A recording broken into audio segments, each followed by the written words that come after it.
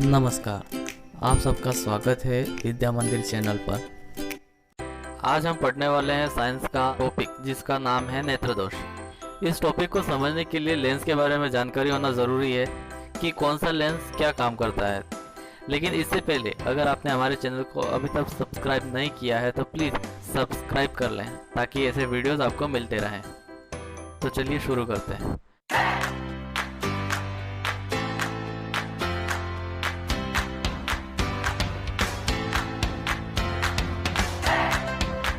तो सबसे पहले हम लेंस के बारे में पढ़ेंगे।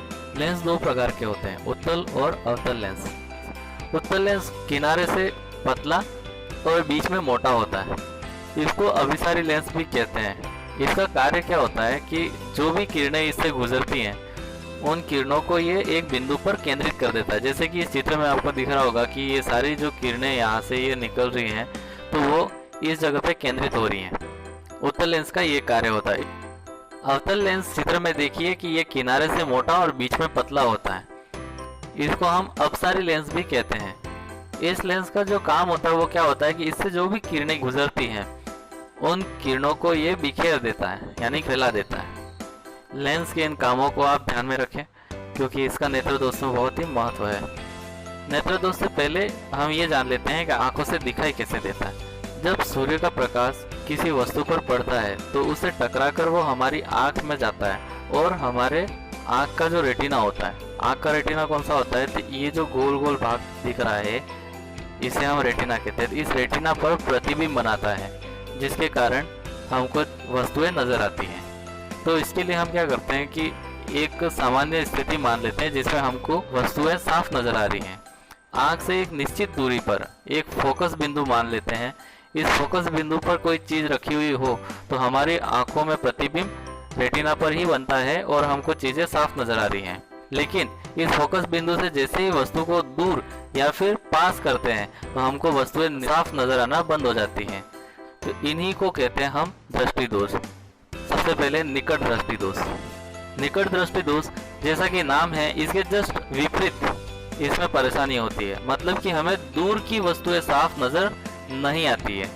इसमें सबसे ध्यान रखने वाली चीज ये है, इस चित्र में देखिए कि हम इसमें मान लेते हैं कि हमको सिर्फ फोकस पर रखी हुई चीजें ही साफ नजर आती हैं जिसका प्रतिबिंब रेटिना पर बनता है।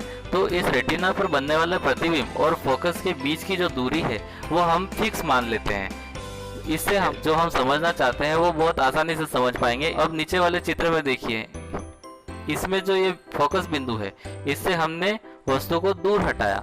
तो क्योंकि हमारे जो प्रतिबिंब बनता है वो प्रतिबिंब रेटिना पर बनता है तो यहाँ से भी वस्तु खिसक के आगे आ जाएगी। क्योंकि हमारी जो वस्तु फोकस से थी वो हमने पीछे हटाई थी, यहाँ पे भी बिंदु खिसक के आगे आ गया। तो इससे क्या होगा कि हमारा जो प्रतिबिंब है वो रेटिना पर बनना चाहिए था लेकिन उससे आगे ही बन गया। तो हमको चीज क्या है, धुंधली नजर आ रही है। तो इसका निवारण हम कैसे करेंगे? अब यहाँ पर लेंस के बारे में जानकारी होना जरूरी है वरना हम इस कॉन्सेप्ट को अच्छे से नहीं समझ पाएंगे। तो देखिए, अब हमारी ये जो वस्तु है वो फोकस से दूर है और हमारा जो प्रतिबिंब है वो हमने देखा कि वो रेटिना से पहले ही बन जा रहा था। तो अब ये बताइए कि कौन सा लेंस होगा जिससे कि हम इन किरणों को थोड़ा सा फैलाकर आगे की तरफ बढ़ा सकते हैं।